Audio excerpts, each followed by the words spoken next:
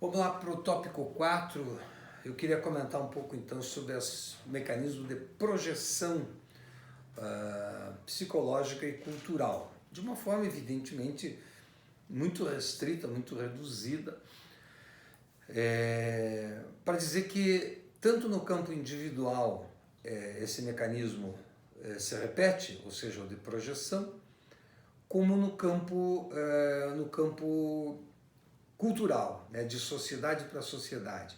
Quer dizer que um povo, um grupo social pode projetar no outro grupo social, na outra sociedade, pela mesma lógica que um indivíduo projeta elementos pessoais num outro indivíduo. Uma sociedade A projeta elementos culturais de uma sociedade A para uma sociedade B. Normalmente, nós damos ao outro a nossa parte ruim. Sob o ponto de vista do narcisismo psicanalítico, nós buscamos o que é igual, né? E aquilo que é diferente nos gera, ao mesmo tempo, um estranhamento e um fascínio.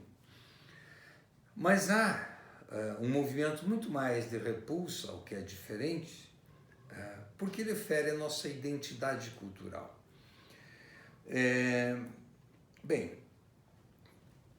em termos mais genéricos, parece que o ser humano ele ainda está em busca de uma resposta para a sua identidade humana.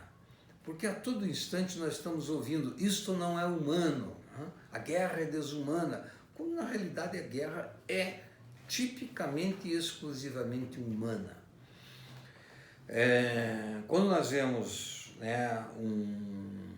um sujeito perverso, que estupra, agride, nós dizemos isso é um monstro, não é humano, não, ele é humano.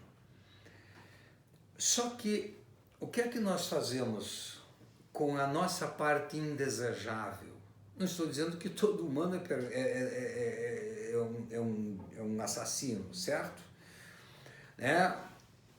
Mas assim, o que é que nós fazemos com a nossa parte indesejável? Todos nós temos dentro de nós, seja dentro da nossa cultura, uma parte que não nos agrada.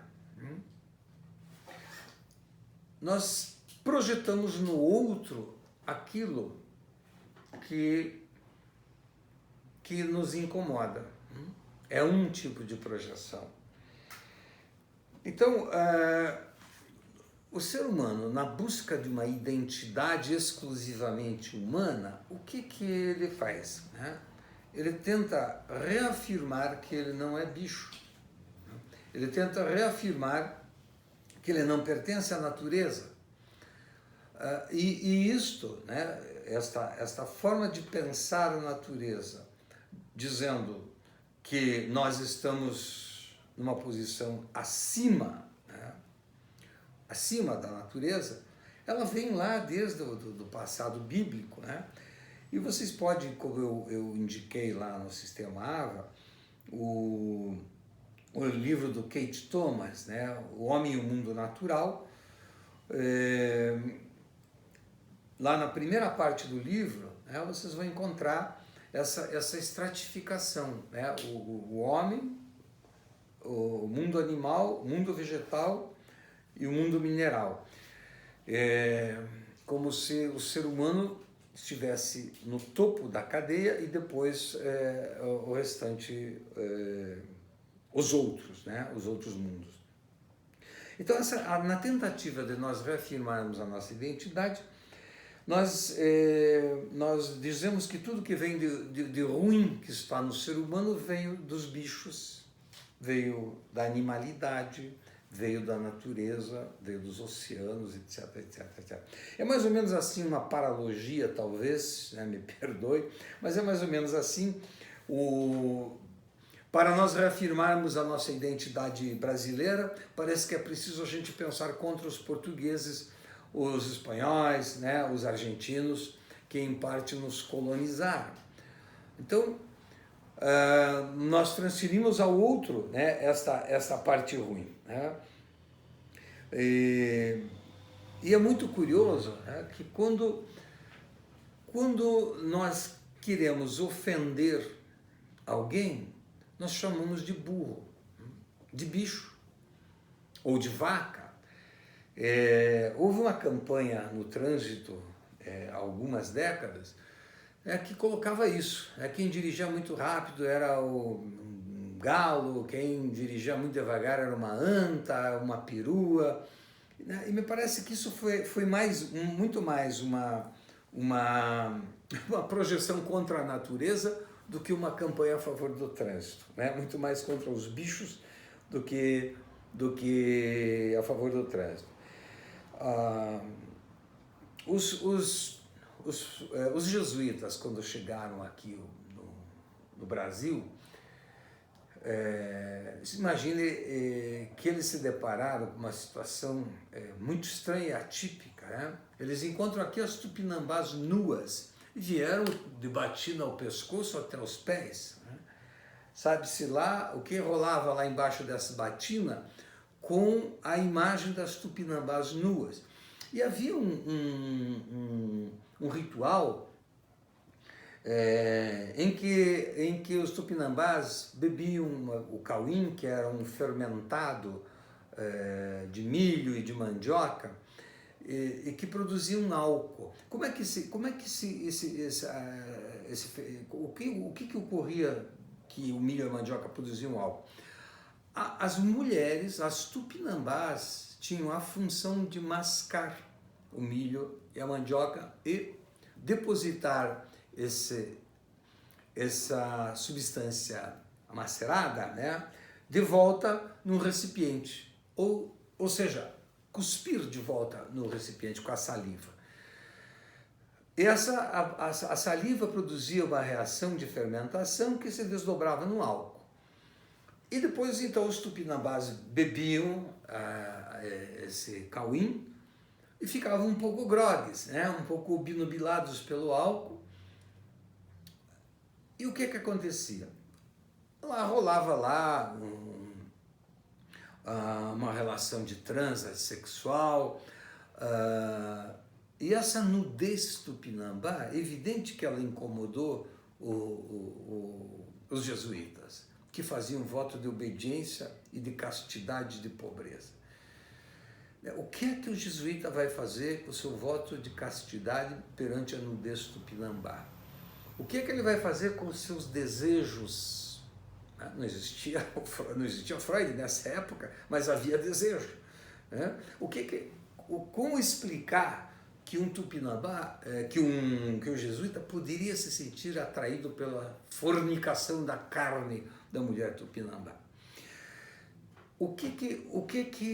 Qual é o mecanismo psíquico, cultural que resolveu para os jesuítas esta excitação sexual? A lógica é assim: os jesuítas passaram a dizer que a saliva das índias tupinambás constituíam algo maligno que produzia não só o desejo de sexo com os próprios tupinambás, como também produzia e excitava a própria fornicação, o próprio desejo sexual do próprio jesuíta.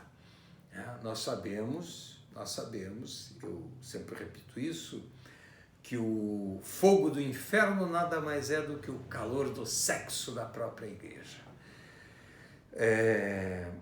Então esse é um exemplo muito forte, né, de uma projeção que ao mesmo tempo ela é cultural, etnocêntrica e psicológica, e que vai dar conta, né, de que o mal sempre vem do outro, e que a nossa parte, né, que nós não conseguimos resolvê-la, o que o Freud vai chamar do insuportável. Todos nós temos dentro de nós algo que é insuportável para nós, nós projetamos no outro, especialmente no desconhecido.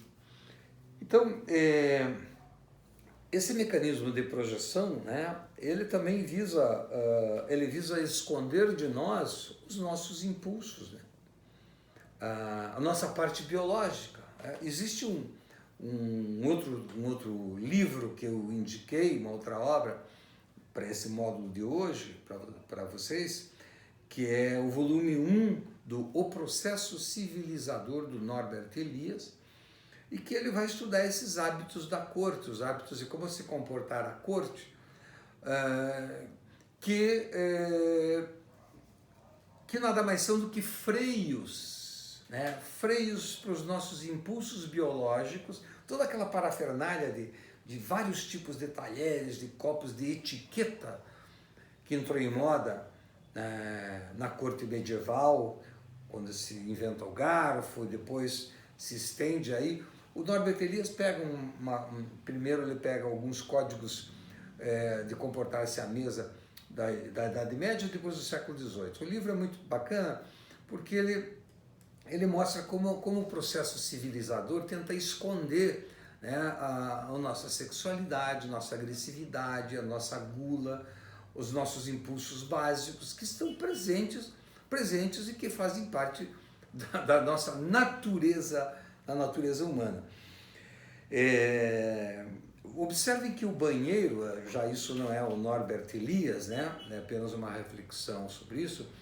Observem que o banheiro é um ambiente, né, onde lá nós tentamos esconder toda a nossa parte biológica, né? Nós limpamos as nossas secreções, nós depilamos os nossos pelos, né? Nós escondemos lá os nossos odores, puxamos imediatamente a nossa descarga para eliminar a nossa parte biológica. Existe um lugar do qual nós vivemos trancados, né, sempre com 7 chaves.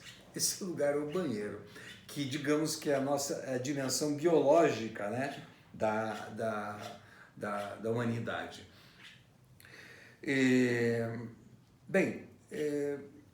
Existe aí, né, uma série de outras discussões a respeito